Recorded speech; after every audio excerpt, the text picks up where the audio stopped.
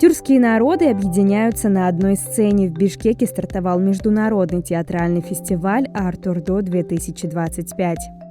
Церемония открытия прошла 20 октября в Кыргызском национальном театре. Это юбилейный 10-й год. Министр культуры Мирбек Мамбеталиев подчеркнул, что одной из целей фестиваля является признание кыргызского театрального искусства на мировой сцене, а также обмен опытом с творческими коллективами других стран. Весь мир практически отмечал 80-летие Великой Победы, поэтому фестиваль «Артурдо» юбилейный был приурочен к этой дате, также приурочен к дате 90-летию народного писателя, нашего мэтра.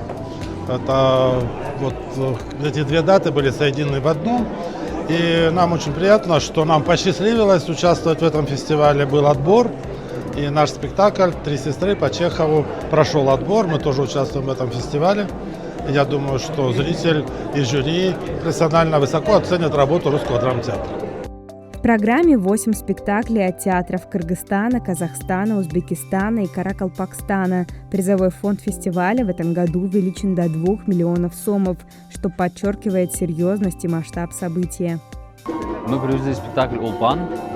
Это драматургия известного писателя Габита Мусрепова. Это наш театр назван в честь него. Мы поставили его «Улпан» материал. Материал этот выбрали совместно с режиссером. Режиссером является Гульназ Балпиисова, которая работала в Москве в театре Вахтангова. Показы спектаклей в рамках фестиваля продлятся до 25 октября. Вход на все выступления свободный.